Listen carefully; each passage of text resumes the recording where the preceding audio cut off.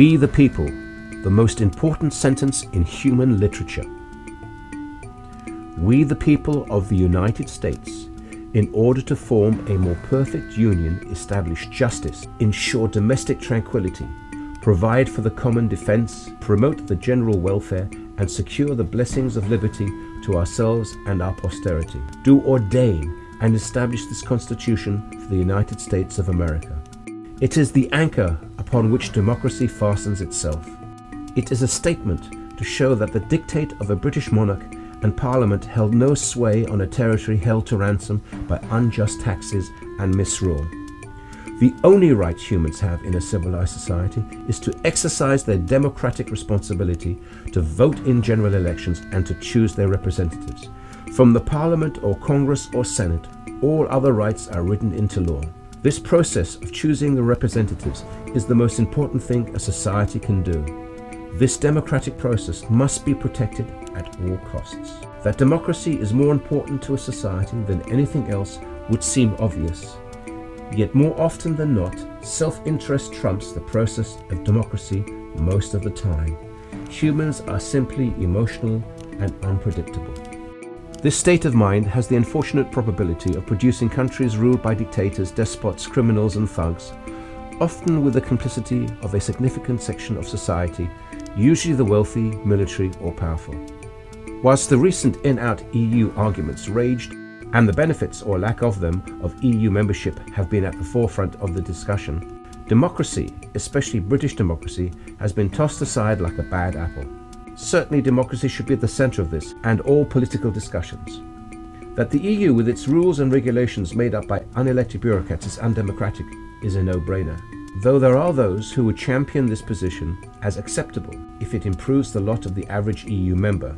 This situation, however, does not improve the lot of the average EU citizen. It improves the wealth of those who own large corporations and banks, and their wildly overpaid executives and a large number of smug, uneducated, simple-minded politicians who will walk away from the chaos they have created with a large pension. Many of them are already wealthy, and let's be honest, few have ever done a day's work in their lives. There is, however, an even more serious issue at stake in Great Britain at the moment.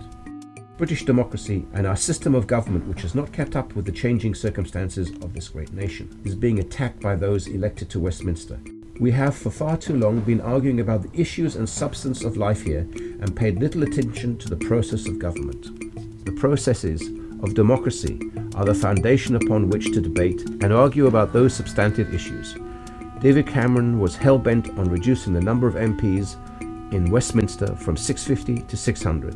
Yet the British population has increased by 10 million since the 1960s. This attempt by the PM is itself a worrying move.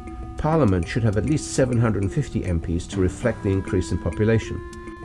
The increased number of MPs would also allow the chance of smaller parties with significant support to gain a more representative number of MPs in respect of the votes garnered. Both UKIP and the Greens would get more seats in Westminster than they did at the last election, where UKIP got 12.6% of the vote and only one seat, 3,881,099 votes, and the Greens got 3.8% of the vote, 1,157,613 with one seat.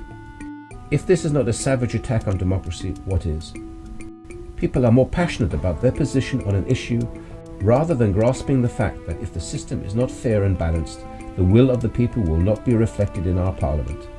Getting one's own way instead of understanding the need for a fair and balanced approach to the serious issues of democracy is a short-term approach that leads to disaster. Decades of incompetence from political leaders has led to a succession of banking frauds and failures, corporate mismanagement and dubious military interventions that have not benefited the British people. The responsibility of Parliament, the government and our constitutional monarch is the well-being of the British people.